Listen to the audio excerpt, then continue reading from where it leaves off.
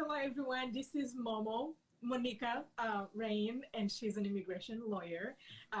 She grew up in Beijing, and now she lives in New York City practicing immigration law. So we have a lot of questions for Momo, and if you have any questions, please send it our way as well. But we will try to cover as much as we can with her when we have the opportunity to have her here. Yeah. So Momo, welcome to Best Friend Community Conversations with Alex and the Dean.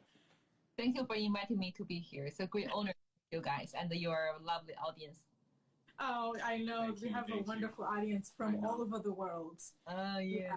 Madeline was happy. She was saying, thank God it worked. I think she might have been in our previous trial. Yeah. So, Momo, would you please tell us a little bit of your background and your journey, coming to the States and becoming a lawyer? Sure. So I came to the United States in around 2011. I was here to complete my Master of Law study with George Washington University in DC. And after 1 year of study, I passed the bar and then became a lawyer.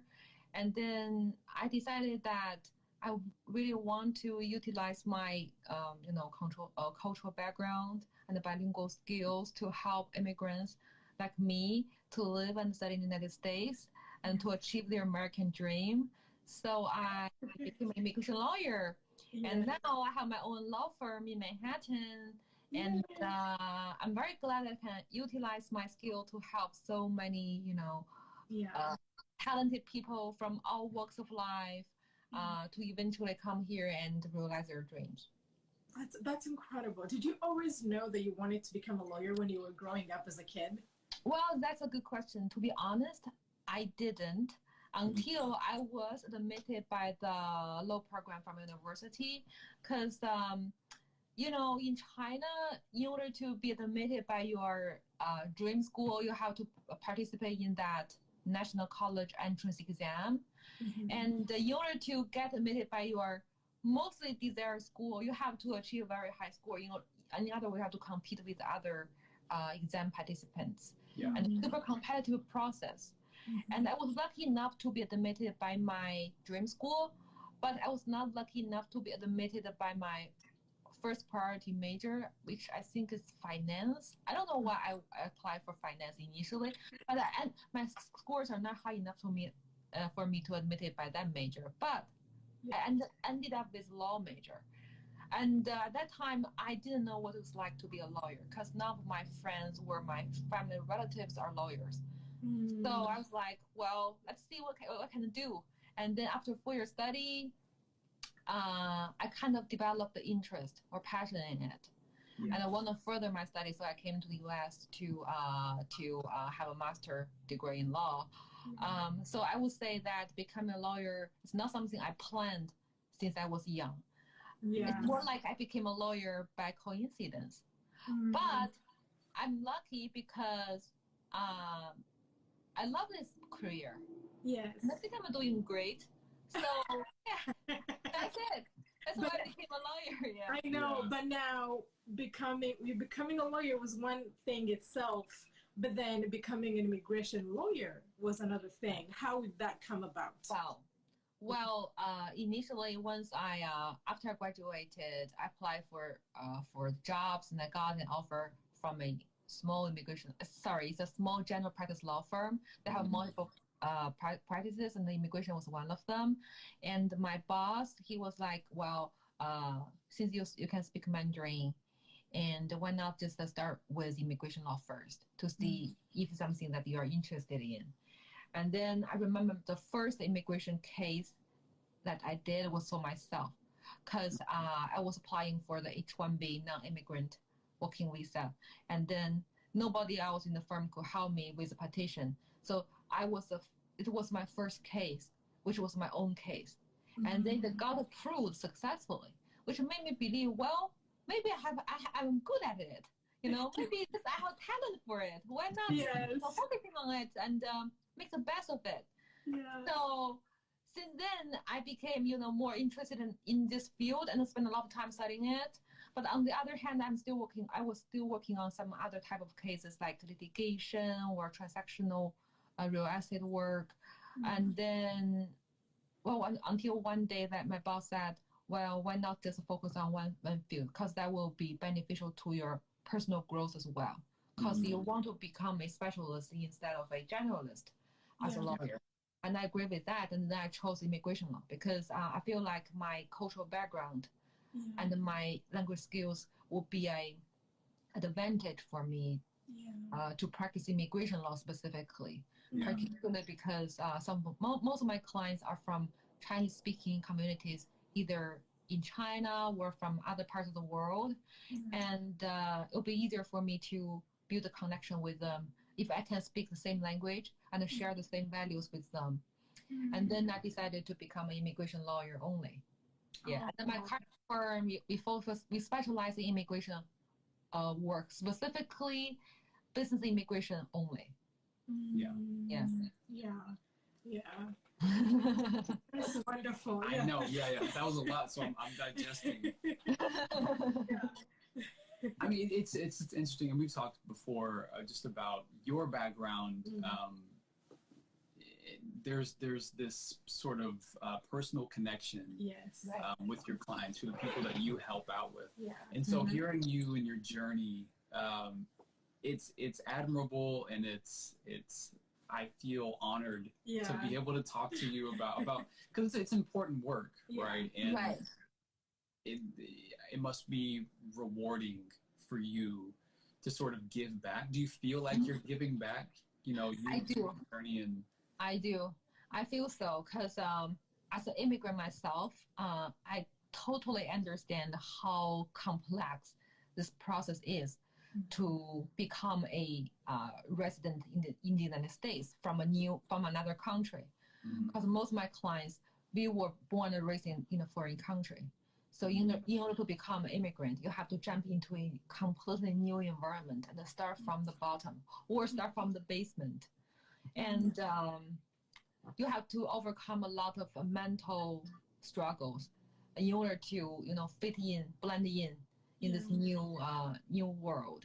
And a lot of them, once they came to this country, they were students and they want to stay, so that they have to apply for kind of working visa, which we call H-1B.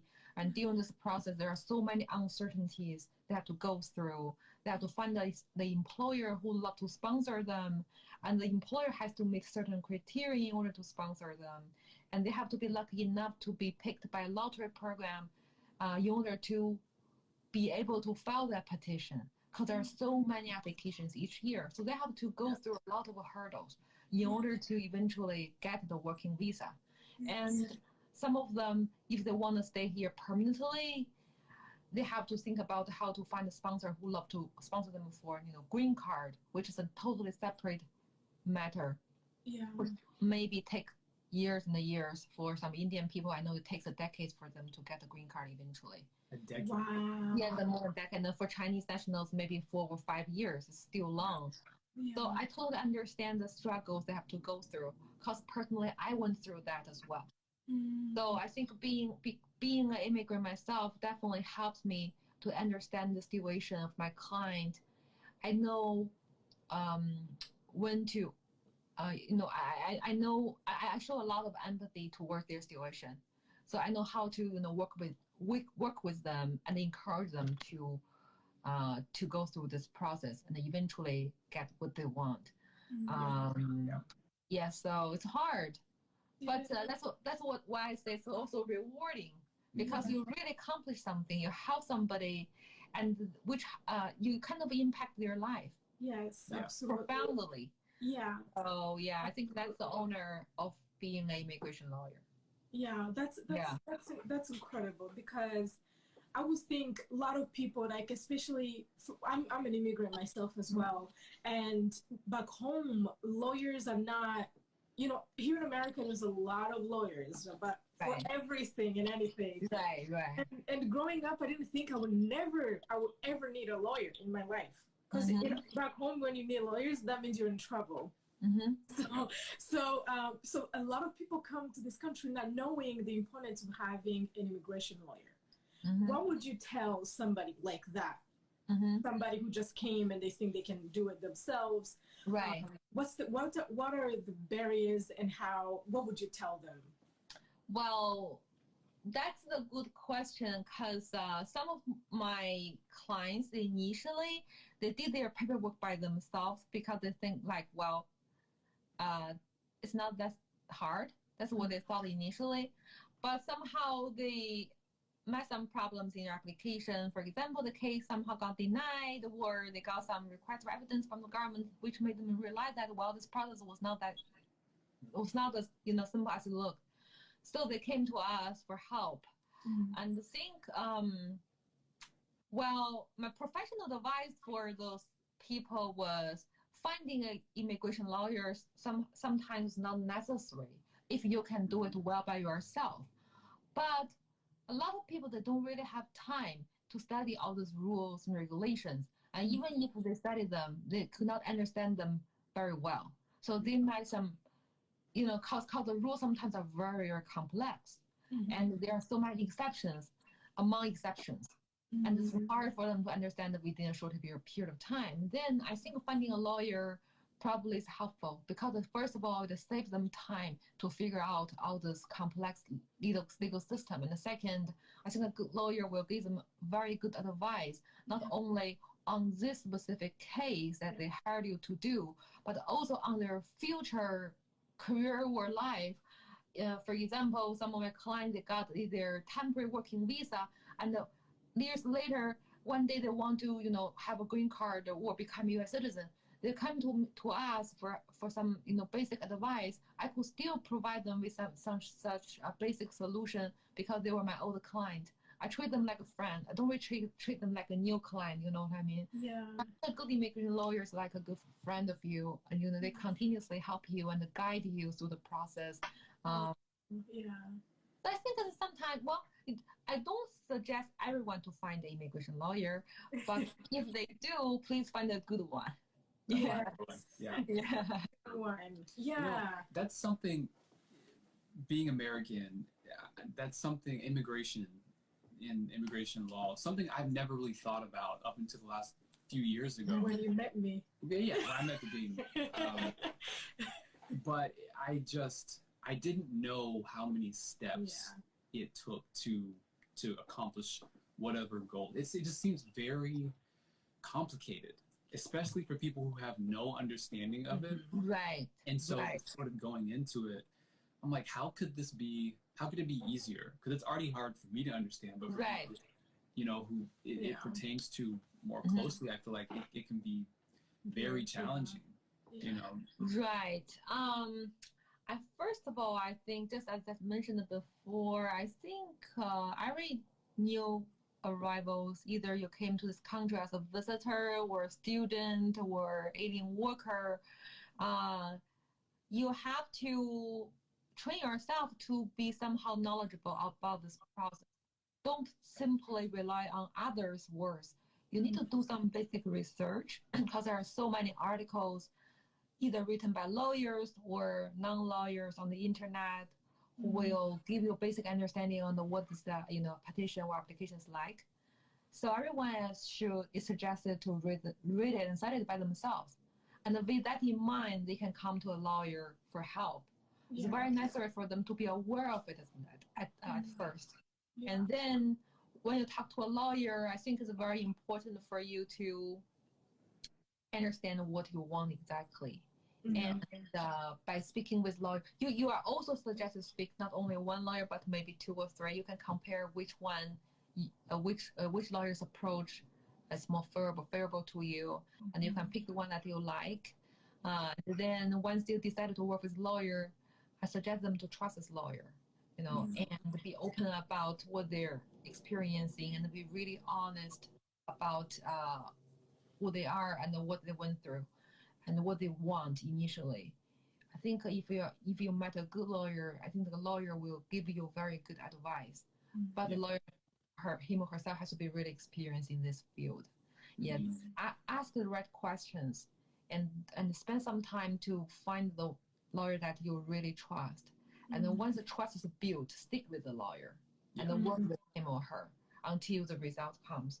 And so that's what I suggest for, non-immigrant when they are finding a lawyer. But I do believe a lot, because I met different type of clients from all walks of life with, various social-economic backgrounds, and some of the clients, they are very ignorant about the law. Some of them, they are very experienced, and they ask right questions. Sometimes really surprising. I'm like, wow, you are an expert by yourself. And people like that, they eventually will get their application approved even faster, because they know how to facilitate the process of the lawyer and produce the right, for example, produce the right documents, or even, sometimes they have some very creative idea to offer, which makes the process much easier. It's very surprising. Yeah. So I think, first of all, the client themselves, they need to be a little bit trained. Absolutely. Yeah, a little bit. Also, like, you're talking a lot about the trust aspect of the lawyer and the client. Like, that's something. Of course, there would need to be a level of trust there. Right. I think that would probably. I mean, correct me if I'm wrong. That would definitely carry the process out a lot smoother. Yeah, absolutely. I saw Madeline ask a really wonderful question, and I was like, I want to. Yeah, we didn't want to ignore Madeline, but she asks. Madeline Bebe. Yeah, she asks. She says, "Thank you so much for sharing your story." Yeah. And she asks, "How did you keep yourself motivated to overcome all of the struggles through law school immigration hurdles?" That's a good question. So, admittedly, being a lawyer is not an easy job. It's very stressful. Sometimes you have to, it feels like you are riding a nonstop roller coaster sometimes, because there are so many difficulties, and you deal with very annoying clients.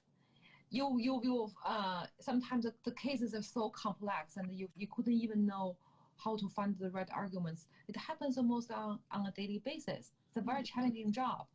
But as a lawyer, first of all, you have to know that it's very common for you to feel being challenged, because it's a challenging job. You have to admit that there are certain things you are not good at, and with that open heart, you know that, well, once a problem hits, I know where to find the answers.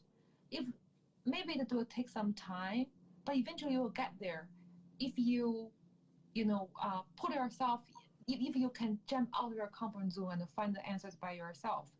I think it's similar to any type of challenging work, not only lawyer, maybe doctor, engineers, accountant, they all face their type of difficulties in life, but you need to have that resilience, to be able to accept the difficulties and give you some time to, first of all, walk through your own emotions and calm down, relax a little bit, and to regain your confidence through working hard.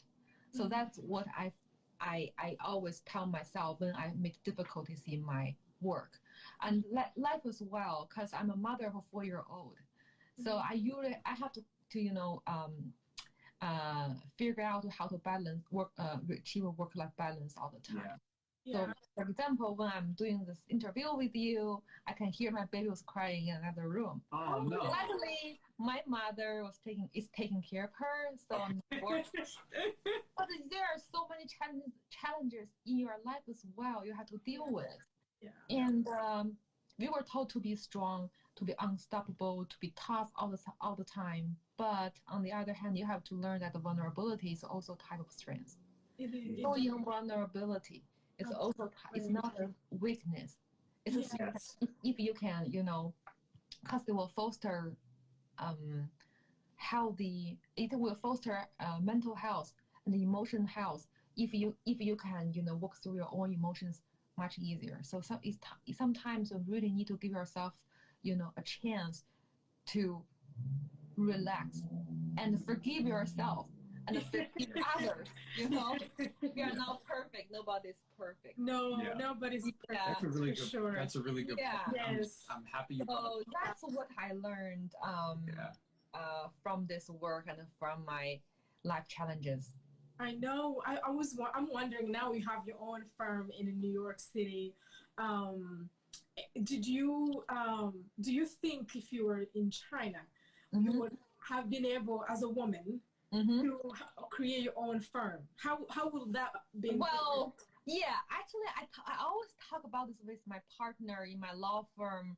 Well, if we were in China, will we still be able to open a firm like that at this age? And the answer is very hard. It's almost impossible. First of all, I opened my firm with my partner at the age of 30. We both 30s here, 30s, and but in China, I think opening a firm at a 30-year-old is impossible. People will think, "Well, you are so young, and you look like a little girl. How can you trust it to be a lawyer? How can I hand my case to you?" They lack of trust to you. And on the other hand, I think the social environment in China is like I I I have a lot of my friends who are lawyers in China, and becoming a partner by themselves means they have to have a lot of connections. They have to know how to bring cases in. Yeah. And if you are at a young age, if people don't trust you enough, then it's very hard to get clients. But as an immigrant myself in the United States, I think it's kind of more easier for me to build connections with my clients, particularly if they come from the same country with me. Yes. But if I'm in China, everyone's Chinese, and I'm Chinese. They wouldn't feel like you are more different than other Chinese lawyers, right? Here, I think my identity kind of became a very good advantage for me to start a law firm at a young age. Absolutely. Yeah. I can imagine. Yeah, because you're unique. You have. Yeah. I have that unique selling point. Yes. It's special here. Yeah. Instead of in my home country. Yeah. That makes sense. It makes a lot of sense. Yeah. It's like me sharing my story here. I do public speaking and I'm a writer. But the story I share, if I was back home in Rwanda, no, everybody has that almost the same story. So it's kind of that unique, it's not that special. Yeah, so it's kind of very interesting when you are in another world. It's something I would recommend for anyone in the world to travel and go to another country and see how unique you become and how more you learn and how powerful you are. Yeah. It's a very interesting dynamic. As we were talking about immigration, a question just popped up because we experienced a lot of Asian hate recently. I mean, it's been going on years. It just was highlighted even more. Right. As an immigration lawyer, how did that feel for you? Because that means you have a lot of immigrants friends. Yeah. Right.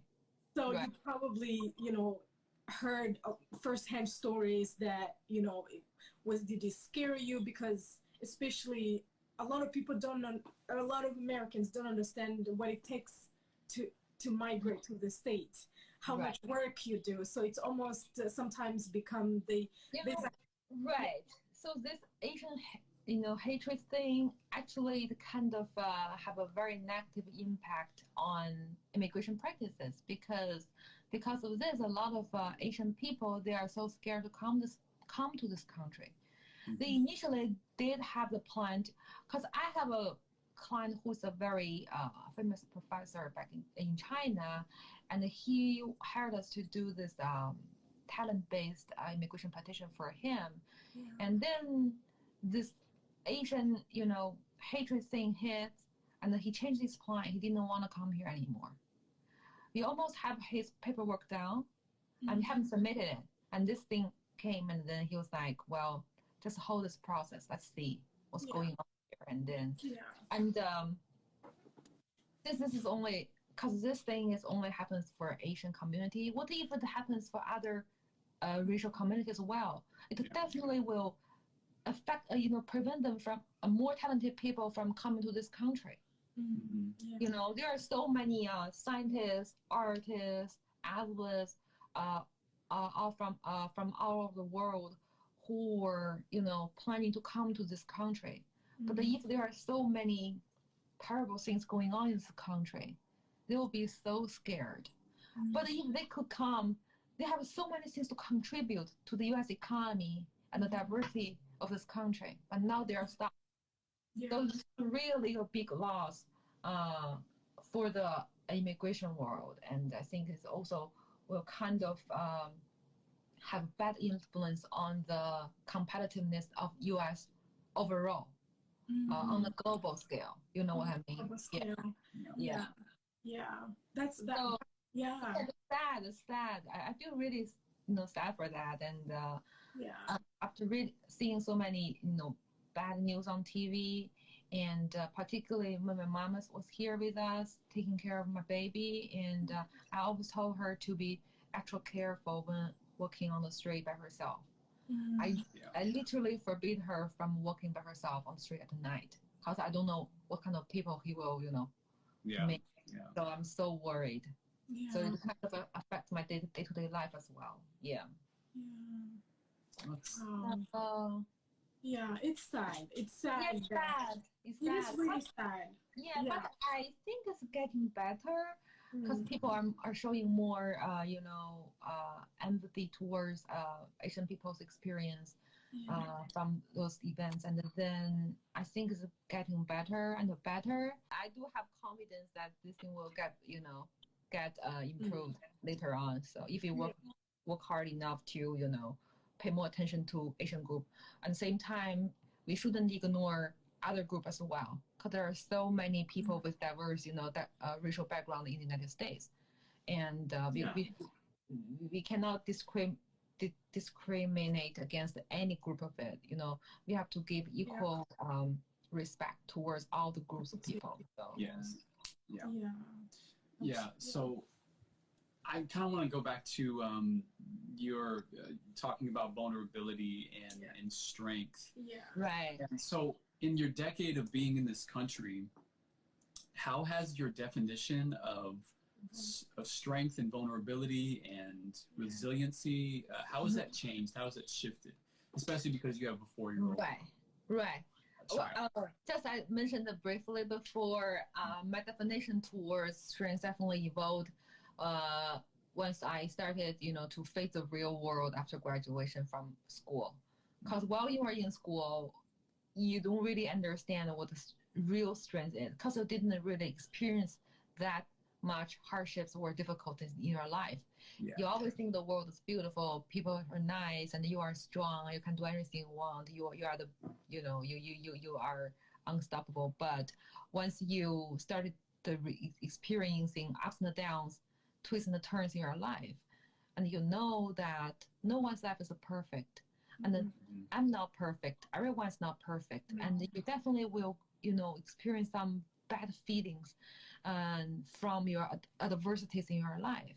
And it's very important for you to work through your emotions first by yourself, instead of pretending that they don't exist or pushing them away. Yeah, absolutely. And it allows you, I think, showing vulnerability will allow you to be more understanding toward yourself and other situation. You learn to forgive other people, but at the same time, you know how to give love to others as well. And you encourage others to do the same. Yes. It's very critical to show vulnerability, not only for women, but also for men. Everyone can feel vulnerable at some point in their life. You cannot be confident all the time. But being vulnerable doesn't mean that you lose hope. You can be vulnerable, but at the same time, you still feel hopeful. You know that you have the ability to recover from that hardship if you work through your emotions well. That comes to resilience. I think vulnerability and the resilience are two linked words. They're not separate. And resilience is a beautiful word. The first time I learned this word in English, in English from my middle school, I fall in love with this word at first time, because it doesn't have a Chinese counterpart in Mandarin. So, but resilience is like, well, I at first I feel like being resilient is easy, because I feel like, well, if the problem comes, I always can overcome it. It's not a big deal. But once I grow older and I kind of started experiencing different type of difficulties, I know resilience may not that as simple as sounds. If you don't, if you cannot recover from your losses or hardships quickly, it's okay. Take some time. Yes. Just as I mentioned before, give yourself some time or a little break to reflect that, feeling and try to maybe learn a lesson from it. You know what I mean? So every bad experience is a lesson if you view them differently. Absolutely. This is not a big deal at all. So now I'm trying to be more after I reconciled with myself, I feel much happier than before. Absolutely. And I think it will definitely help me to fulfill, to have a more genuinely fulfilling life. Absolutely. I can relate for sure. Yeah. I know vulnerability is your favorite. Vulnerability. And that was so beautifully said. It was, yes. Yeah, I feel like people know these lessons, but we all need reminders. Yes. Particularly men. You mentioned men. Yeah. That's, right. Yeah, all over the world. All over the world. Yes. Yeah. We need our sons, our boys, our men to tap into their emotions. Exactly. and acknowledge their vulnerability. Be afraid to sit with those emotions, because it doesn't help anybody to run away from these painful, sometimes painful things that happen to us. But there are lessons buried deep within there. If you just take the time to acknowledge those things, then I think generally we come out of that experience better people. Absolutely. Exactly. Yeah. And this is a very interesting, because what you just said, it's a worldly message, because even though we all come from different backgrounds, different countries, and speaking different languages, speak English, but there are things that are very common to just a human, just being human. We all have those emotions, and there are so many things that we have in common. So I wish everyone would focus on the things that we have in common and love one another for that. Yes. And like when your message, it goes to every person from anywhere in the world, and that's exactly. Yeah. Another question? Well, you answered. I was going to ask if you were hopeful for the future, but you did say that through vulnerability and resiliency that you do cultivate hope. And I wasn't going to interrupt you because you were going on a great spiel there. But I think I want to ask, what would be your lasting message to the world? Like if someone were to ask you, what message does Momo have for me? What would you say? Well,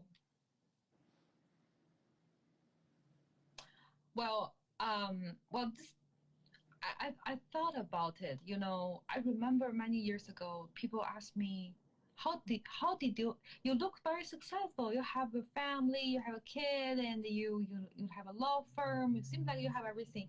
Are you a successful person? Do you think you're successful? And I thought about it. What's the definition of success is? I think my definition towards success definitely evolved from time to time. When I was young, I feel like achieving financial independence is called success, but it's not that simple. Now, looking back to this question, I think the right answer should be, if you can spend your life in your own way, then you are a successful person. Because everyone's definition towards success is different. You don't really need to be similar to others. You define it by yourself. If you can spend your life in your own way instead of following others' will, then you are successful. That's the final message I want to share with the audience. I like that. Confidence in your life and do your own life. Plan your future on your own. Don't really need to. You only live up to your own standards, not others. Yes. If you can do so, then you are a great success. I couldn't agree more. I could That's true, though. It's very true because, especially when we're younger, we look to people older than us. Like, what do they have? What do they do? What do they do? How much money do they have? Whatever. Right. And that's our very firm definition for a long time of what success is. Mm-hmm. Yeah. But when you sort of deviate from the path that you were told to take, and you redefine what success and what your meaning in this world is, then not only do you live a much simpler life where you don't have to try to compete with other people. You compete with yourself. You try to be better than the person you were yesterday or last year. Yes, exactly. But that's one of the most understated, what you said about success, one of the most understated lessons that, again, we all need reminders of. Absolutely. We start to walk in our own truth when we exactly. Define that. And we cease to just exist instead of living, being alive. Right. But this message is something that I could only figure out once I would reach a certain age. When I was young, if people told me so, I couldn't understand them. I think they are bullshitting. You know what I mean? But now, well, if I could, I really wish that I could tell myself when I was 10 years ago what success should look like. If I knew this at the age, I would have a much happier life than I have. I should have lived a much happier life if I realized this lesson much earlier. But at least you did figure it out. It's better late than never. But we learn lessons when we're supposed to learn lessons. Right. Our parents tell us things when we're younger. We're just like, they're doing their best too. Right. Man, well. If anyone has any questions, please send them our way. I think we had only Madeleine sending a question.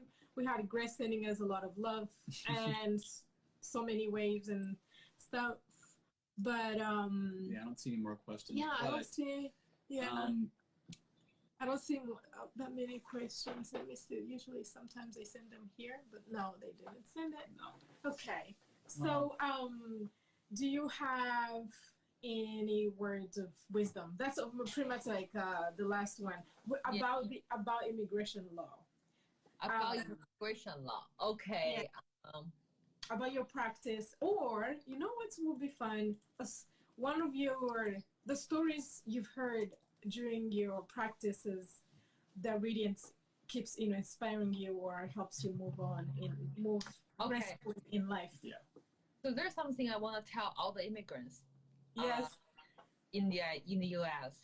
is that actually I read this quote yesterday from someone else's blog, and I just feel like so inspired.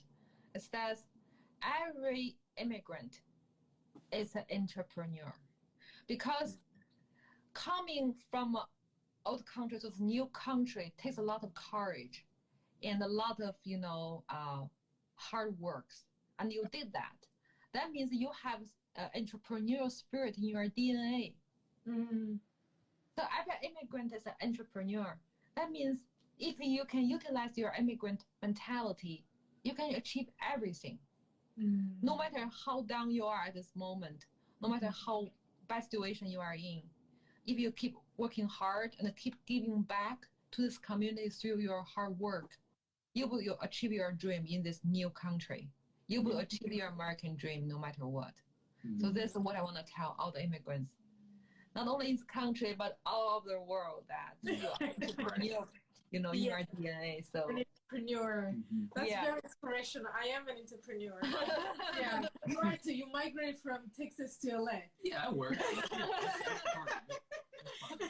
No, but that's beautiful. Though. It is beautiful. And then what would you tell to societies that have new immigrants, like joining them?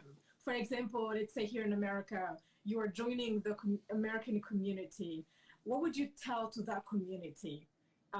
Not the immigrant community, the community that we are joining, who are who belong in that space, and all I immigrants understand. want to belong. Yeah.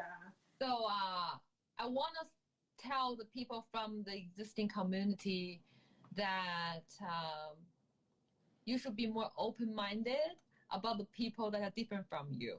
Yes. You embrace them. You should embrace the beauty of diversity more instead of pushing them away. Because in the end, America is built by immigrants. That's why this country is so charming, because there are so many different type of people living together. It's like a melting pot, right? It's like a salad bar. It's like salad bar. It's like, you know, completely new place that is so different from any countries in the world. That's the beauty of America. So show more understanding toward the people that are different from you, and be more willing to make friends with them and learn from each other. And in the end, you will feel like this country will become much stronger if you really, you know, be more understanding towards each other. Yeah. Absolutely. And as just to mention that, I think where I'm from, you grow up with Rwandans, and for the rest of your life, all the people you know are your people in your own circle. You speaking the same language, look like you. But the special thing I did experience, what you just mentioned here in the States, of Milton, like a bowl of salad with all different vegetables, and it's way tastier when you have different, different. So you kind of get to taste a little bit of China, of Ethiopia, of Japan. Like here in America, you can taste all of those things and know those languages, even before you go to those countries, just because you've been in the States. So it's a special thing, and I wish, or I hope people who are listening will take into consideration what you just said about how, to them, Yeah, and to us as well. Yeah. Take into consideration. Yeah, of course. No, but I mean, I feel like I learn something new every day, and you learn not to take advantage of, or take for granted, rather. The opportunities that we have, and the people and the cultures that we can interact with and learn from, because you become a better person when you learn more about things that are not central to you necessarily. Exactly. Yeah, it's a beautiful thing, and I love it. I love it. Oh, so we should let her go. Yeah, I don't think we have any more questions. Yes, so your baby doesn't keep crying. Yeah. I don't think anybody asked. But if you have questions. anything else to say, please go ahead, and then we'll say bye. Okay. Thank you very much for having me today, and it's really a pleasure to speak with you guys and share my feelings with audience. And I just wish that we could, keep in touch with each other, and maybe years later, we could have another interview so that I can share feelings and new stories with you guys. Absolutely. We will. Of course. So nice to see you, and thank you so much for blessing us with your wonderful words and wisdom. Looking forward to talk to you again someday. Okay. Yes. Thank you very much for you guys. Have a nice day. Have a nice day too. Bye-bye.